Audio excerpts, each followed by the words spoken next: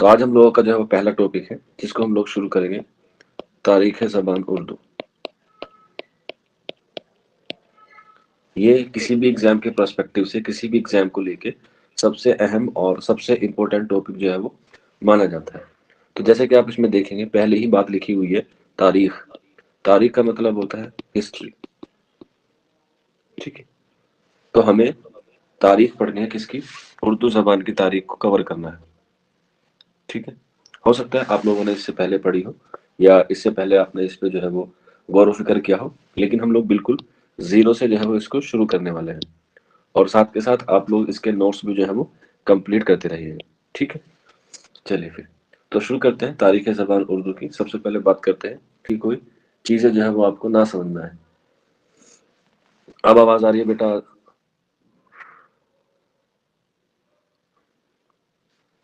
नाज़िया, अब आवाज़ आ रही है?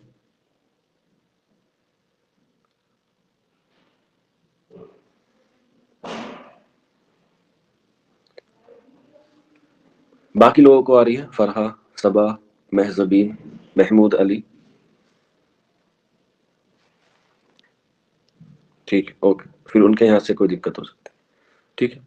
चलिए फिर तो तारीख ज़बान उर्दू पे हम लोग जो है वो थोड़ी सी रोशनी डाल लेते हैं। जैसे कि आपको पता है, हमारा जो मुल्क है जिसका नाम है भारत, या जिसे हम लोग कहते हैं हिंदुस्तान, भारत, हिंदुस्तान।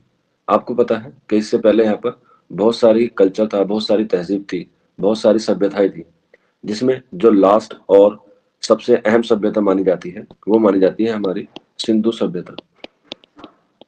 सिंधु सभ्यता। और ये कौन थे? ये आर्य थे। और आर्य और अनार्य, इनके बीच में क्या हुई? जंग हुई, जिसमें कौन जीता? आर्य जीते। जिसमें कौन जीते? आर्य। और इन्हों को ही क्या माना जाता है? सर्वश्रेष्ठ माना जाता है, यानी कि सबसे आला माना जाता है। आर्यों का मतलब ही क्या होता है? सर्वश्रेष्ठ होना, या कह सकते हैं सबसे आला होना। और जब सिंधु सभ्यता का पतन हुआ, तकरीबन 1500 कबल मसीह, यानी कि काफ मीम, जब सिंधु सभ्यता का पतन हुआ या सिंधु सभ्यता अपने इख्तिताम पर पहुंची, तभी हमारे मुल्क में आर्यों का आगमन हुआ। आर्यों का आगमन हुआ या आर्यों का आगाज हुआ। और ये बात किस किताब में लिखी हुई है? ये किताब बात लिखी हुई है मुकदमा तारीख ज़बान उर्दू में। मुकदमा तारीख ज़बान उर्दू में, ये किसकी किताब है? मसूद हुसैन खां की। कब लिखी गई है? 1948 में लिखी गई है। कहाँ से शाये हुई है? दहली से शाये हुई है। ये बातें आप लोग जो है वो साथ के साथ नोट करते चले, खास तौर पे, ठीक। और इसीलिए उर्दू की जो तारीख है वो हमारी शुरू होती है 1500 कबल मसीह से। उर्दू की जो तारीख शुरू होती है वो शुरू होती है 1500 कबल मसीह से। और ये जो हमारा 1500 का वक्त शुरू होता है, 1500 कबल मसीह का, इसको हम लोग नाम देते हैं हिंद आर्याई जबान का, या हिंद आर्याई दौर का। और इसी 1500 कबल मसीह को हम लोग तीन इतवार में तकसीम करके रखते हैं। पहला हमारा है कदीम हिंद आर्याई, कदीम हिंद आर्याई। दूसरा अहद वस्ता। और तीसरा जदीद हिंद आर्याई, जदीद हिंद आर्याई। इन तीनों पर ही उर्दू की तारीख जो है वो मबनी है 1500 कबल मसीह से, ठीक है। लेकिन कदीम हिंद आर्याई, अहद वस्ता और जदीद हिंद आर्याई से पहले हमें यह जानना जरूरी है कि जो 1500 कबल मसीह हम लोग पढ़ रहे हैं, ये जबान के लिहाज से क्यों इंपॉर्टेंट है। क्योंकि आपने दो लफ्ज सुने होंगे, एक लफ्ज होता है, ये दो लफ्ज है, एक है जबान और एक है जुबान। अगर हम प्रोनाउंसिएशन पे ध्यान दें, तलफ़ुज़ पे ध्यान दें, तो हमें दोनों ही एक लगते हैं। लेकिन जब हम लोग इसके मायने में जाते हैं, तब इन दोनों के मायने मुख्तलिफ होते हैं। जबान अलग होती है, जुबान अलग होती है। जो आप और मैं बात कर रहे हैं जबान की, वो होती है हमारी भाषा। और जो हम बात कर रहे हैं जुबान की, ये होती है हमारी जीभ। एग्जाम में ऐसे सवाल आता है, ठीक है। तो ध्यान रखना, जबान का मतलब लैंग्वेज होता है और जुबान का मतलब आपकी जीभ होता है। और जीभ से क्या बनती है? हमारी आवाज बनती है, आवाज। और आवाज किसे कहते हैं? आवाज कहते हैं अल्फाजों के मजमू को या अल्फाज के मजमू को। और अल्फाज क्यों जरूरी है? ताकि आपको और मेरे दरमियान एक कम्युनिकेशन डेवलप हो जाए, एक कम्युनिकेशन जुड़ जाए।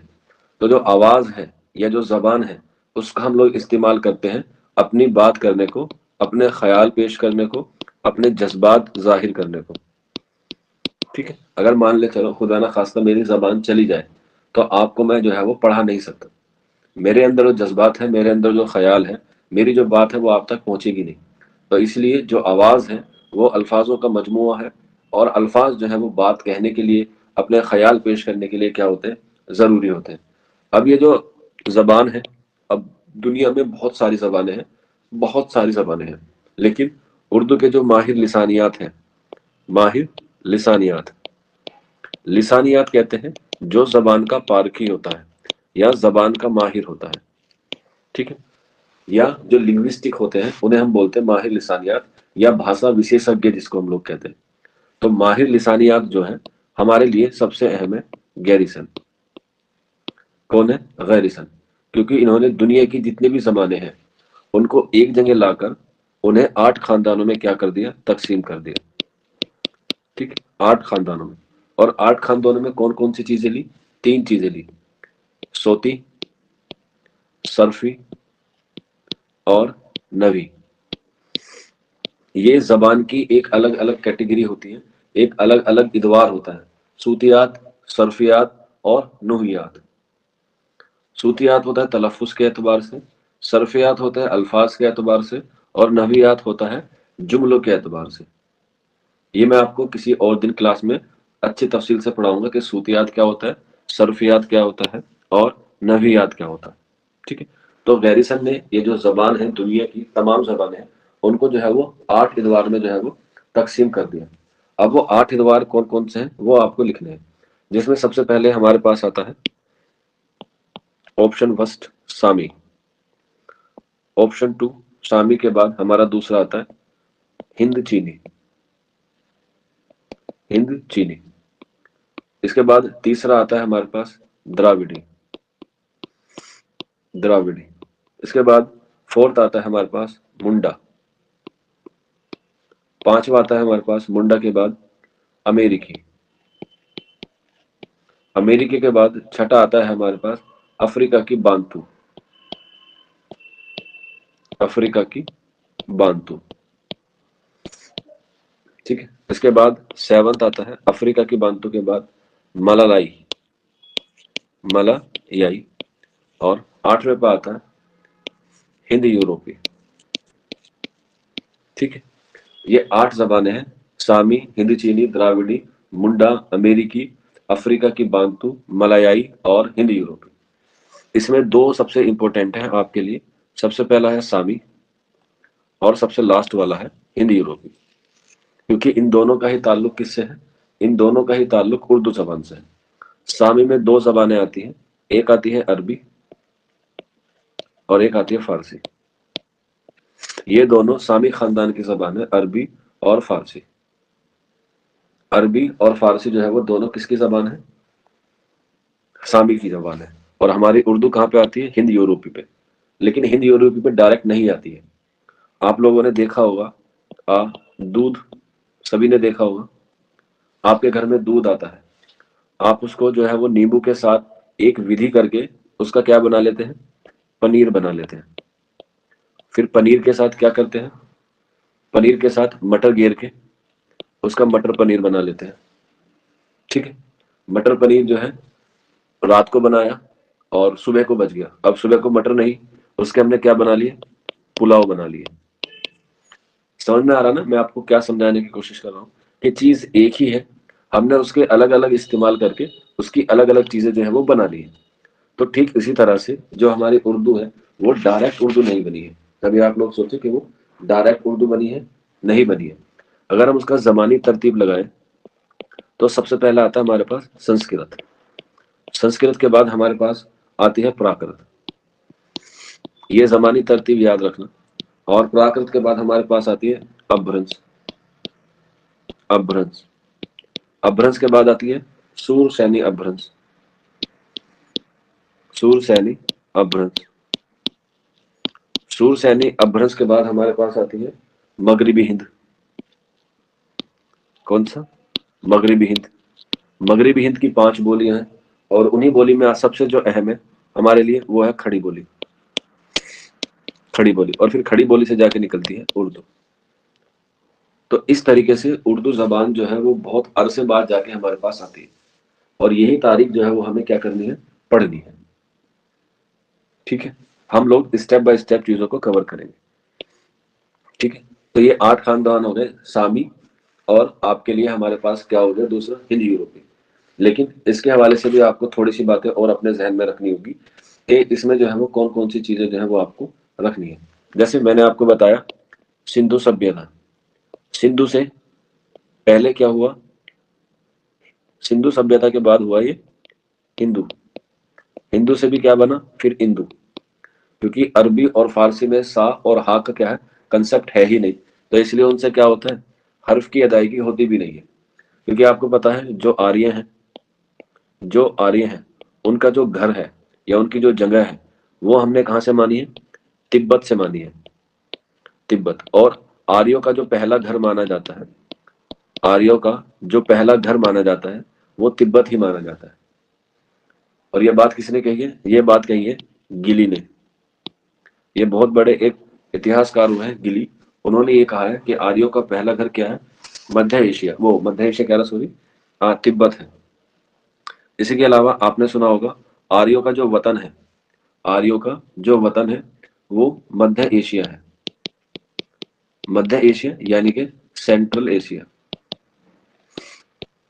Central Asia. ये बात कोई बच्चा बता सकता है किसने कही है, ये बात कोई बच्चा बता सकता है? आप लोग फर्स्ट पेपर की तैयारी भी कर रहे हैं तो आपको पता होना चाहिए, हिस्ट्री में यह सवाल आता है, आर्यों को मध्य एशिया किसने कहा है?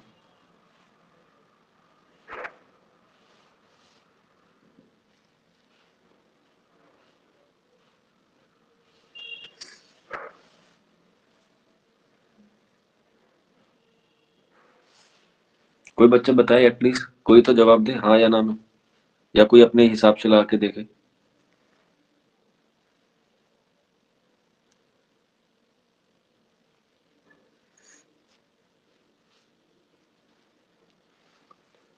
महमूद अली कह रहा नहीं मालूम, कोई बात नहीं, अगर नहीं मालूम होता तो एन लिख दीजिएगा, घबराने वाली बात बिल्कुल नहीं है। फरहा ने भी कह दिया एन, ठीक है। और ये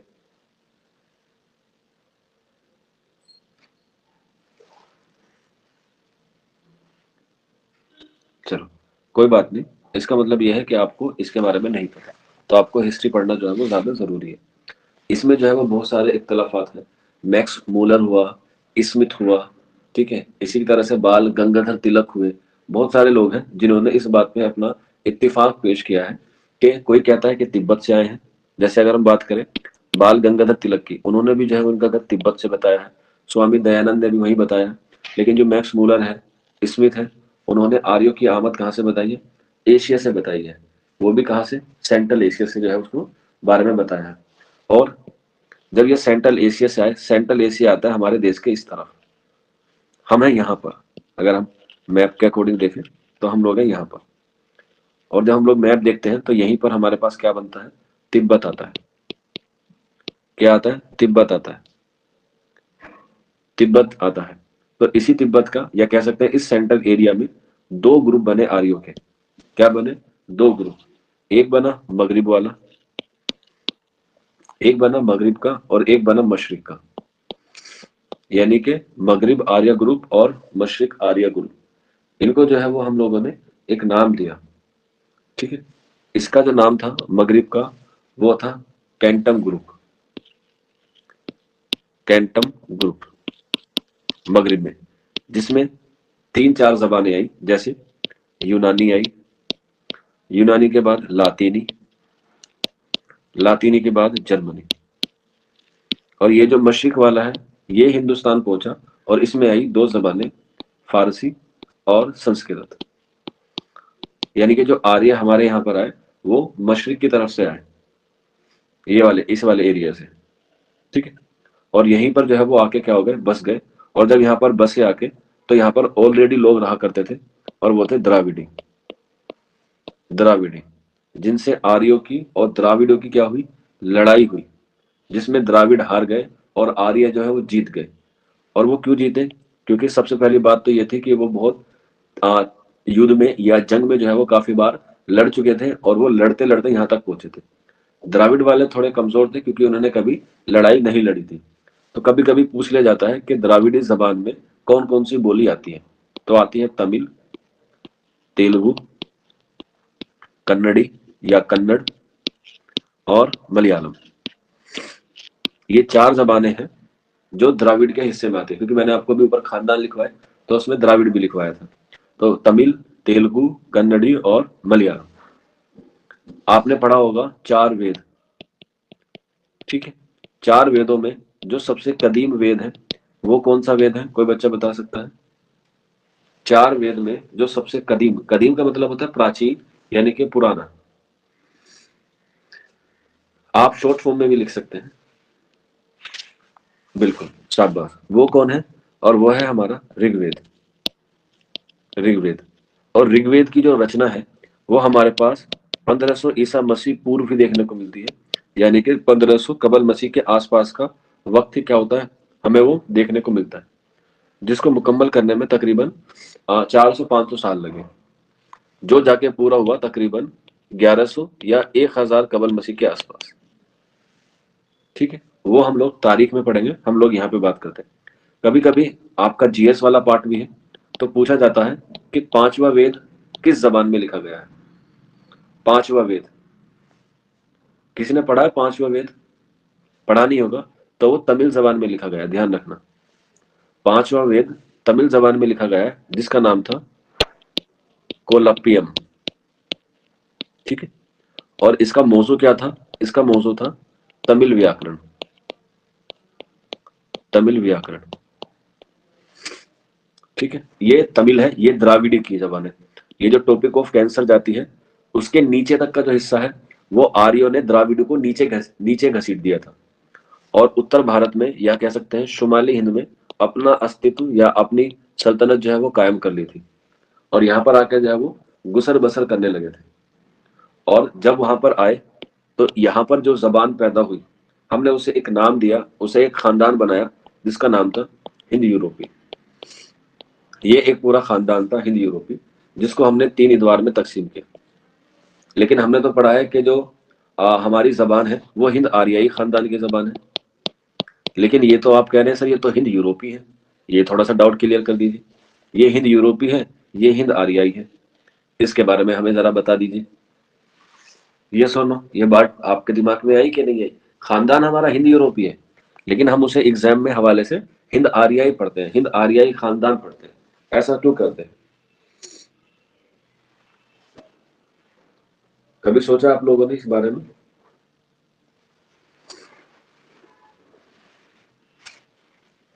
चलो नहीं सोचा तो कोई बात नहीं, अब सोचने का वक्त है, अब सोच लीजिएगा। तो पहले जो है गैरिसन ने इसे हिंद यूरोपी के नाम से ही क्या किया, लोगों को तारुफ कराया इसका। लेकिन जब हिंदुस्तान के लोग और आर्य लोग मिले तो एक नई चीज एजाज में आई, जिसे हम लोग कहने लगे ईरानी खानदान, क्योंकि हमारे अदब पे ईरान का बहुत असर पड़ा है, इसलिए हम लोग इसे कहने लगे ईरानी खानदान। आपने सुना भी होगा इंडो ईरान, ये सुनो, यानी कि हिंदुस्तान और ईरान की एक नई तहजीब शुरू होती है। तो हिंद यूरोपी को आगे चल के हम लोगों ने नाम डाला ईरानी खानदान, और यही ईरानी खानदान आगे चल के बना हिंद आर्याई खानदान, क्योंकि यहाँ से जो ईरानी थे उनको खत्म करके आर्यों ने अपने आप में क्या कर लिया, कब्जा कर लिया, और पूरी तरीके से ये बन गया हिंद आर्याई खानदान। ठीक है, तो इस तरह से हिंद आर्याई खानदान की जो बात हुई वो शुरू हुई 1500 से, 1500 कबल मसीह से, जिसका जिक्र मुकदमा तारीख ज़बान उर्दू में किया गया, मसूद हुसैन खान ने जो है वो किया। ठीक है, यहां तक चीजें समझ में आ गई आप लोगों को?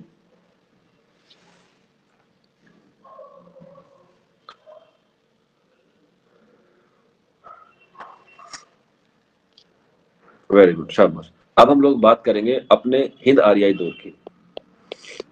हिंद आर्याई दौर की या हिंद आर्याई खानदान की, जिसको 3 इतवार में तकसीम किया गया है। पहला आता है कदीम हिंद आर्याई, दूसरा आता है अहद वुस्ता, और तीसरा आता है जदीद। आप इसे ऐसा मान लीजिएगा, ये हुआ हमारा एंशियंट यानी कि प्राचीन, ये हमारा हुआ मध्यकाल यानी कि मेडिवल, और ये हुआ हमारा आधुनिक काल यानी कि मॉडर्न। ये कोई काल नहीं है, बल्कि ये हमने जो है वो समझने के लिए, अपनी आसानी के लिए इन सब चीजों को कर लिया है। कदीम हिंद आर्याई, अहद वुस्ता और जदीद हिंद आर्याई। यहीं से एक सवाल बनता है कि इनका टाइम पीरियड कहाँ से कब तक का है। तो हिंद आर्याई खानदान में जो पहला दौर आता है वो आता है कदीम हिंद आर्याई का, जिसका टाइम पीरियड है हमारे पास 1500 कबल मसीह से लेके 500 कबल मसीह तक। 1500 कबल मसीह से लेके 500 कबल मसीह तक, यानी कि तकरीबन 1000 साल जो प्राचीन काल रहा उर्दू लिटरेचर में, वो रहा तकरीबन 1000 साल। उसके बाद अहद वस्ता रहा 500 कबल मसीह से लेकर 1000 ईस्वी तक। ठीक है, 500 कबल मसीह से 1000 ईस्वी तक, यानी कि तकरीबन 1500 साल। ठीक है, यहाँ ध्यान से देखना आप लोग, अगर आपकी नजरें बोर्ड पे हैं, यहाँ पे कबल मसीह है और यहाँ पे ईस्वी है। आपको इसके बारे में पता भी होगा, कबल मसीह यानी कि ईसा अलैहिस्सलाम से पहले के वक्त को हम लोग कबल मसीह कहते हैं। इसके बाद जदीद हिंद आर्याई 1000 ईस्वी से लेके आज तक, यानी इसके हम लोग कह सकते हैं इब्तिदाई नाम है। जैसे हम लोग इसे पहले क्या कहते हैं, हिंदी जबान कहते हैं या हिंदी जबान कहते हैं, या इसे हम लोग कहते हैं हिंदुस्तानी जबान कहते हैं। इसके अलावा हम इसे रेख्ता कहते हैं। इसके अलावा हम इसे हिंद या हिंदी कहते हैं, हिंदुस्तानी। इसके बाद हम इसे लश्करी भी कहते हैं। लश्करी के अलावा हम इसे जबान दहल की भी कहते हैं, जबान दहलवी भी कहते हैं। इसके बाद आपको पता होगा अलाउद्दीन खिलजी और मोहम्मद बिन तुगलक ने दक्कन की तरफ को क्या किया, अपनी सल्तनत को बढ़ाने की कोशिश की, तो हम इसे दक्कनी जबान भी कहते हैं। इसके अलावा अलाउद्दीन खिलजी के बाद और मोहम्मद बिन तुगलक के बाद ये दरबार की जबान बनी शाहजहां के दौर में। हमने इसे तब क्या कहा, उर्दू मुअल्ला। उर्दू मुअल्ला का मतलब होता है दरबार की जबान, दरबार की जबान। और ध्यान रखना, पूछा जाता है कि किसके दौर में उर्दू को उर्दू मुअल्ला कहा गया। ठीक है, ठीक है, उर्दू मुअल्ला किसे कहा गया, तो उर्दू मुअल्ला शाहजहां के दौर में कहा गया। शाहजहां के दौर में इसे उर्दू मुअल्ला कहा गया। इसी के अलावा इसे हमने कहा खिचड़ी जबान। क्या, खिचड़ी जबान। खिचड़ी जबान इसलिए कहा क्योंकि इसमें अरबी, फारसी और हिंदी, इन सब की क्या है, अल्फाज को हमने लिया है हिंदी जबान को, तो इसलिए हम लोग इसे खिचड़ी जबान भी बोलते हैं। इसी के अलावा हम इसे इस्लाही जबान भी बोलते हैं। इस्लाही जबान किसने कहा है, नासिक ने कहा है। उर्दू को इस्लाही जबान नासिक ने कहा है। ठीक है, चलिए, तो ये उर्दू के इब्तिदाई नाम थे, जिनको हम लोग अलग अलग तरीके से जो है वो जानते हैं। ये पूरे दौर में है, कदीम से लेके जदीद तक का दौर मैंने आपको, उसमें यह है अलग अलग नामों से जो है वो अलग अलग नामों से जाने जाने लगे। इसके बाद अगर हम बात करें इसमें कदीम हिंद आर्याई में, कदीम हिंद आर्याई में, तो इसका टाइम पीरियड हमने पढ़ा है 1500 कबल मसीह से लेके 500 कबल मसीह तक, यानी कि तकरीबन 1000 साल। और 1000 साल में हमने कदीम हिंद आर्याई को 2 इतवार में तकसीम किया है। पहला आता है हमारे पास संस्कृत, और दूसरा आता है हमारे पास क्लासिक संस्कृत या क्लासिकी संस्कृत। पहले हम लोग इस संस्कृत मतलब का अल्फाज चुनेंगे, संस्कृत का माइनस, इसको हम लोग इसकी क्या करेंगे, संधि विच्छेद करेंगे, ताकि आपको चीजें जो है वो और क्लियर हो जाए। ठीक है, जैसे आपको पता होगा संस्कृत को हम 2 भागों में बांटते हैं। पहला आता है संस और दूसरे में आता है करत। संस्कृत, संस का मतलब होता है पाक या साफ, पाक या साफ। करत का मतलब होता है करना, करत का मतलब होता है करना। तो जो आर्य अपने साथ जबान लेकर आए थे, उसे पाक और साफ करके उन्होंने अपनी एक जबान बनाई आर्यों ने, जिसका नाम रखा संस्कृत। और संस्कृत में ही पाक जबान संस्कृत बनी, तो उसमें पाक वेदों की, पाक पुराण की, इन सब की क्या की गई, रचना की गई। तो इस पाक जबान को उन्होंने नाम दिया वैदिक संस्कृत। वैदिक संस्कृत, क्योंकि उनके जो पाक ग्रंथ है, उनके जो पवित्र ग्रंथ है, वो वेद है, जिनकी तादाद कितनी है, 4। तो कदीम हिंद आर्याई में जो 2 इतवार हमने तकसीम किए हैं, वैदिक संस्कृत हुआ और क्लासिकल संस्कृत हुआ, इन दोनों में क्या डिफरेंस है वो हम लोग आपको आगे वाली क्लास में बताएंगे। पहले हम बात करते हैं पहले वाले की, और वो है हमारा वैदिक संस्कृत। वैदिक संस्कृत हमें, अब वैदिक संस्कृत है, संस्कृत जबान के जो नमूने हैं हमें सबसे पहले किस में मिलते हैं, वेदों में मिलते हैं। और वेद कितने हैं, 4। वेद कितने हैं, 4, जिसमें पहला आता है ऋग्वेद। क्या आता है पहला, ऋग्वेद। उसके बाद दूसरा वेद आता है यजुर्वेद। यजुर्वेद के बाद आता है सामवेद, और सामवेद के बाद आता है अथर्ववेद। अथर्ववेद, ठीक। ये 4 वेद है, ऋग्वेद, यजुर्वेद, सामवेद और अथर्ववेद। पहला सवाल आपका यहीं से बनेगा कि बताइए सबसे कदीम कौन सा है, तो आंसर हो जाएगा आपका ऋग्वेद। सबसे कदीम वेद है ऋग्वेद। और सबसे नया कौन सा है, अथर्ववेद। सबसे नया वेद है अथर्ववेद। तो कोई मुझे बता सकता है आप में से कि ऋग्वेद में कितने मंडल हैं, यानी कि कितने अबवाब हैं। ठीक है, चलिए। तो ऋग्वेद सबसे कदीम है और अथर्ववेद जो है वो सबसे जदीद है। ठीक है, इसमें पूछा जाता है मौसिकी का वेद किसको कहा जाता है, यानी कि संगीत। संगीत का जनक या संगीत का वेद किसको कहा जाता है, बिल्कुल शाबाश, किसको कहा जाता है, सामवेद को कहा जाता है। तो सामवेद क्या है, संगीत का जनक है। सामवेद जो है वो किसका जनक है, संगीत का जनक है। अगर हम उर्दू के हवाले से बात करें तो किस जबान को मौसीकी की जबान कहा जाता है। अगर हम उर्दू के हवाले से बात करें तो उर्दू में किस जबान को संस्कृत का, वो संगीत की जबान कहा जाता है।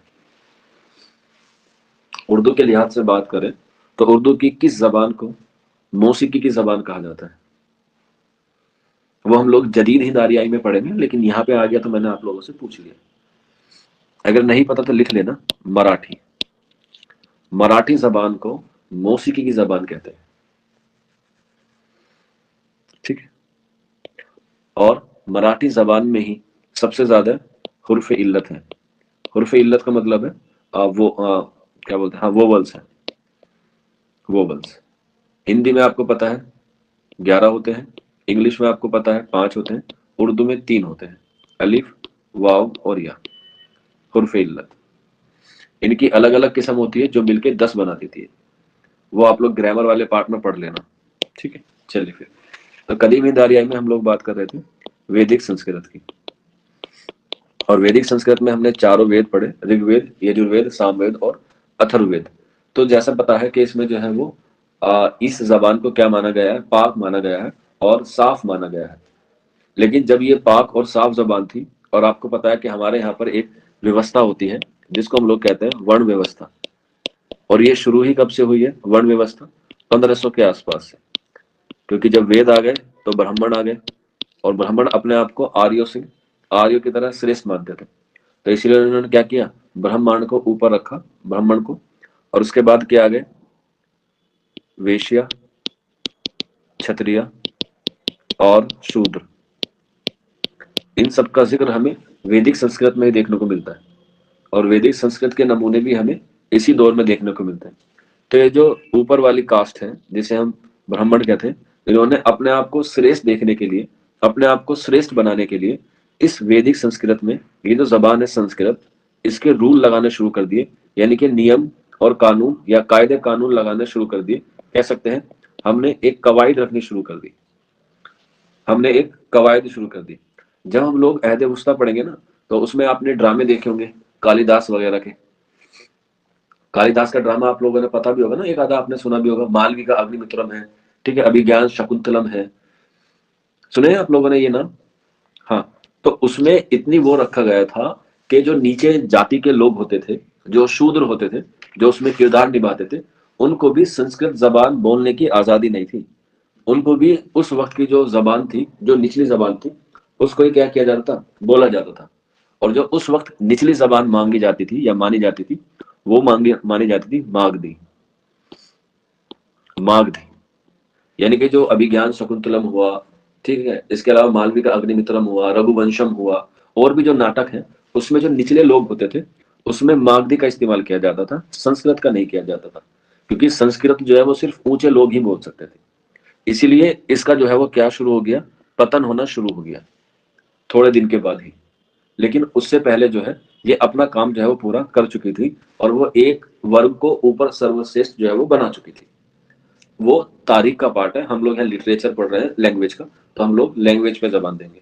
तो इसीलिए जब ये इन्होंने रूल कायदे कानून लगाने शुरू कर दिए, और इन रूल रेगुलेशन पे ही एक नई जबान का हमारे सामने उदय होता है, जिसको हम लोग बोलते हैं क्लासिकल संस्कृत। क्लासिकल संस्कृत, जिसमें एक नई जबान निखर के सामने आई, क्लासिकल संस्कृत, जिसमें दो चीजें जो है वो अहम है। ऊपर वाले में हमने पढ़ा वेद, और क्लासिकल संस्कृत में आता है हमारे पास एपिक या एपिक बुक। एपिक बुक कहते हैं हम लोग महाकाव्य। महाकाव्य, और दुनिया में दो ही बड़े महाकाव्य हैं, आप लोगों ने पढ़ा होगा, एक है हमारे पास रामायण, और एक है हमारे पास महाभारत। ये दोनों की दोनों ही किस में लिखी हुई है, क्लासिकल संस्कृत में लिखी गई है। क्लासिकल संस्कृत में लिखी गई है। अब मुझे आप लोग ये बता दीजिए कि इन दोनों के मुसन्निफ कौन है, रामायण का भी और महाभारत का भी।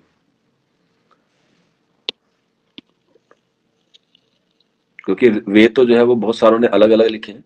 आप मुझे बता दीजिए रामायण के मुसन्निफ का नाम और महाभारत के मुसन्निफ का नाम।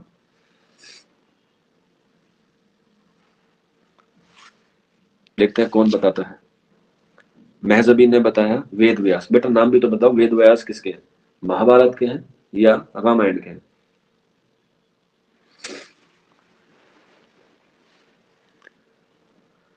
वेद व्यास महाभारत के हैं। रामचरितमानस तो बेटा कालिदास की है, वो तो बहुत बाद में लिखी गई है। कालिदास तो ईसवी में आ जाते हैं ना, जब चंद्रगुप्त मौर्य का टाइम आ जाता है। रामचरित तो यहाँ पे लिखी गई है। बिल्कुल, महमूद अली ने भी सही बताया है। मैं लिख देता हूँ, रामायण जो लिखी है वो लिखी है वाल्मीकि ने, श्री महर्षि वाल्मीकि ने, और महाभारत लिखी है वेद व्यास ने। एग्जाम में ये सवाल आ ही जाता है, ठीक है। तो क्लासिकल संस्कृत में हमारे पास सिर्फ यही दो एपिक मिलते हैं, रामायण और महाभारत। और ये हिंदू मजहब के बहुत पवित्र और बहुत ही पाक माने जाते हैं, क्योंकि इसको हम लोगों ने कायदे और कानून के तहत इसको लिखा है। और आज भी ऐसा रूल है कि ये किताबें सिर्फ बड़े लोग ही या जो एक वर्ग है वो ही पढ़ सकते हैं, बाकी नीचे वाले नहीं पढ़ सकते। ये अदब के लिहाज से है, ठीक है। तो जब कायदे कानून बनाए, तो फिर हमने संस्कृत के कायदे कानून बनाने के लिए भी दो किताबों को जो है वो आपको पढ़ना जरूरी है, जिसमें संस्कृत की कवायद शामिल है, और उसका नाम है अष्टाध्याय। अष्ट अध्याय आप लोगों ने पढ़ी होगी, अष्टाध्याय नाम भी सुना होगा। इसके मुसन्निफ है पाणिनि। अष्टाध्याय, इसमें 8 चैप्टर है, या कह सकते हैं 8 प्रधान है, या 8 भाग है, इसलिए इसका नाम है अष्ट। अष्ट का संस्कृत में कहते हैं, और इसको अगर हम लोग हिंदी में बात करें तो कहते हैं 8। क्या कहते हैं, 8। तो जो अष्टाध्याय है पाणिनि की, इसको ही संस्कृत जबान की या संस्कृत की पहली कवायद की बुक कहा जाता है, या कवायद की तसनीफ कहा जाता है, अष्टाध्याय। इसी में ही संस्कृत के जितने भी नियम कायदे कानून है वो सारे के सारे इसी में शामिल है। और ये भी कदीम हिंद आर्याई में ही पाया जाता है। ये भी कदीम हिंद आर्याई में ही क्या होता है, पाया जाता है। इसी के अलावा कवायद के लिहाज से या जबान के लिहाज से एक और तसनीफ है, जिसका नाम है महाभाष्य। महाभाष्य, और इसके मुसन्निफ का नाम है पातंजलि। पातंजलि, जिनको हम लोग क्या कहते हैं, योग गुरु भी कहते हैं। अच्छा इसका कंसेप्ट है समझने के लिए, लेकिन हमारी ये कदीम हिंद आरियाई जो है वो खत्म हो जाएगी नहीं तो। कदीम हिंद आरियाई, तो कदीम हिंद आरियाई के दो दौर हुए, वैदिक संस्कृत और क्लासिकल संस्कृत, और उसके अलावा जो दो चीजें जो है मैंने आपको बता दी। इसके अलावा भी इसमें जो है वो कुछ और चीजें हैं जो आपको समझनी है, ठीक है। और अष्टाध्याय हुआ, पतंजलि का महाभाष्य हुआ, ये संस्कृत जबान के लिए क्या गई है, लिखी गई है। इसी के अलावा जो है इसमें और बहुत सारी चीजें हैं जो आपको जो है वो कवर करनी है, ठीक है। जैसे एक हिंदी के ही, क्योंकि ये संस्कृत जबान है तो हिंदी के ही एक बहुत बड़े माहिर लिसानियात हैं जिनका नाम है डॉक्टर शिव, सॉरी डॉक्टर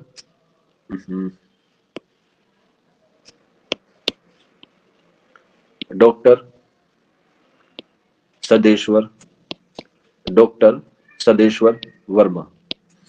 ये हिंदी के बहुत बड़े माहिर लिसानियात हैं, और इन्होंने जो कदीम हिंद आरियाई है जो संस्कृत की है उसे 5 इतवार में क्या किया है, तकसीम किया है। जो अभी तक हमने पढ़ा वो गैरिसन के मुताबिक था, लेकिन संस्कृत है तो हमें इस वाले मौजू पे या इस वाले टॉपिक पे भी हल्की सी रोशनी डालनी है। मुझे बस उसके आपके 5 नाम बताने हैं, वो कौन कौन सी है, ठीक है। पहला है अहद पाननी, जिसमें कवायद लिखी गई, अष्टाध्याय पाननी की। इसके बाद है दूसरा रजमिया, रजमिया अहद कह ले, रजमिया मंजिल कह सकते हैं, अहद पाननी मंजिल या रजमिया मंजिल। इसके बाद नेक्स्ट लिख लीजिएगा, इसके बाद दुनियावी मंजिल, दुनियावी मंजिल, दुनियावी मंजिल, जहां पर दुनियावी मंजिल ये हो जाती है कि इसका जो है वो मंसूबा हो जाता है कि ये अब सिर्फ ऊपर के लोग बोलेंगे। इसके बाद नेक्स्ट आता है हमारे पास टकसाली, टकसाली मंजिल, टकसाली मंजिल। इसके बाद टकसाली मंजिल के बाद ये चीजें जो हो गई, अहद पाननी हो गया आपका, रजमिया हो गया आपका, दुनियावी मंजिल हो गई, और टकसाली मंजिल हो गई। इसके बाद आता है वैदिक मंजिल, वैदिक मंजिल। तो ये 5 मंजिल है जो आपको डॉक्टर सदेश्वर वर्मा ने बताई है कदीम हिंद आरियाई की, ठीक है, कदीम हिंद आरियाई की। जिसमें पहला जो है वैदिक है, जिसमें वेद होते हैं। उसके बाद अहद पाननी है, जिसमें अष्टाध्याय लिखा गया है। रजमिया, रजमिया का मतलब आपको पता है जंग, और संस्कृत में जंग का वाकया किसमें बयान किया गया है, रामायण में और महाभारत में। रामायण में जंग है रावण की और राम की, और महाभारत में किसकी है, कौरव की और पांडव की। यहाँ पर दुनियावी मंजिल में लोगों ने क्या कर दिया, नियम कायदे कानून लगा दिए, एक वर्ण व्यवस्था शुरू हो गई, जिससे जबान का जो है वो एक मायार ऊपर की तरफ हो गया। इसके बाद टकसाली, आपने सुना होगा ना कि तुम टके के भाव बिकोगे, आपने सुना होगा ना कि तुम 2 टके के आदमी हो।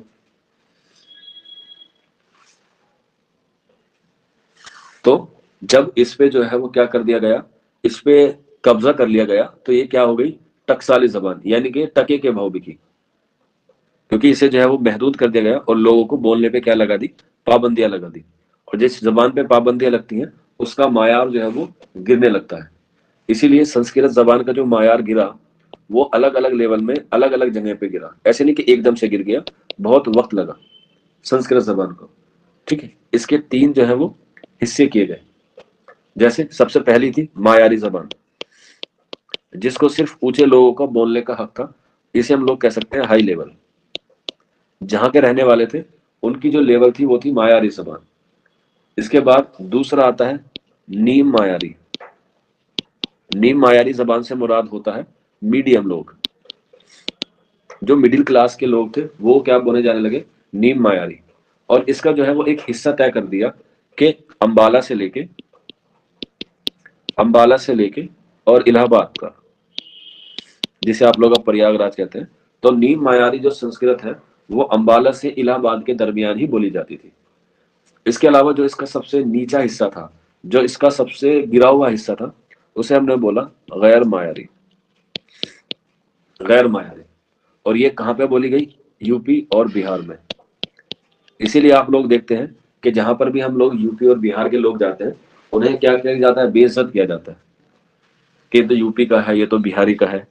दिल्ली वाले अपने आप को स्टैंडर्ड मानते हैं, मुंबई वाले अपने आप को स्टैंडर्ड मानते हैं, गुजराती वाले अपने आप को स्टैंडर्ड मानते हैं, लेकिन वो भूल जाते हैं कि इनकी रोजी रोटी जो है वो यूपी और बिहार के लोग ही चला रहे हैं।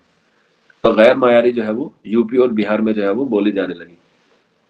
इसीलिए आप लोगों को देखा होगा हिस्ट्री में, जब आप लोग पढ़ेंगे, मगध साम्राज्य जो कहाँ से शुरू होता है, बिहार से शुरू होता है। और मगध साम्राज्य से पहले दो इंसान हुए हैं जिनका नाम आप लोगों ने सुना होगा, गौतम बुद्ध और महावीर स्वामी। इनका भी ताल्लुक कहां से था, बिहार से था।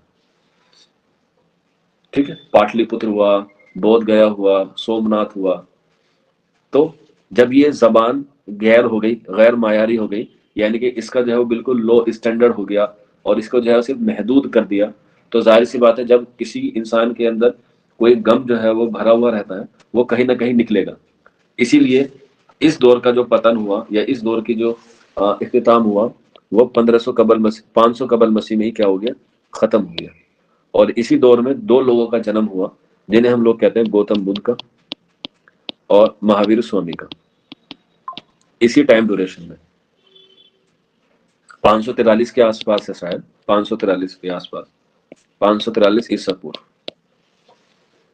तो जब ये बड़े हुए, इन्होंने जो है वो एक नई जबान को लोगों के सामने पेश रखा और उस नाम का रखा प्राकृत। और जैसे ही प्राकृत जबान आई, प्राकृत का मतलब होता है फितरी जबान, फितरी जबान यानी कि हम लोग कह सकते हैं नेचुरल, जो चीज कुदरती हो, कुदरती भी आप लोग इसे कह सकते हैं, जो अपने आप पैदा हुई हो। और यही जैसे ही प्राकृत आती है, हमारा शुरू हो जाता है अहद वुस्ता का दौर। और अहद वुस्ता में दो ही चीजें हमें ज्यादातर पढ़नी है, एक तो गौतम बुद्ध पढ़ने हैं और स्वामी जी पढ़ने हैं, और फिर इनकी जबान है, जैसे प्राकृत है और पाली है। ठीक है, ये जबान है, जबान अलग होती है और लिपि यानी कि रस्मुल खत अलग होता है। ठीक है, ध्यान रखना, लिपि अलग होती है और जबान अलग होती है। मैं आपको जो ये लिपि लिखी हुई है, ये लिपि बोली जा रही है, लेकिन ये जो लिखी गई है, इसकी जो लिपि है वो अलग है, और वो है हमारी देवनागरी। ठीक है, इंग्लिश की क्या होती है, रोमन। अब आप लोग उर्दू पढ़ रहे हैं, तो मुझे उम्मीद है आप लोग बताइए उर्दू का रस्मुल खत क्या है, उर्दू का रस्मुल खत क्या है, यानी कि ये जो मैंने फितरी जबान लिखा है, ये किस लिपि में लिखा है। बिल्कुल, सबा ने सबसे पहले सही जवाब दिया, महजबीन और फरहा सिद्दीकी, वेरी गुड। क्या आ जाएगा आंसर, नस्तालीक, नस्तालीक। उर्दू का रस्मुल खत है नस्तालीक, याद रखना, एग्जाम में 1 नंबर का सवाल आ सकता है। ठीक है, हाँ, खत नस्तालीक भी कहते हैं, वेरी गुड। तो हमारा एक दौर खत्म हुआ है, कदीम हिंद आरियाई। अब हमारा दूसरा दौर शुरू होता है, अहद वुस्ता,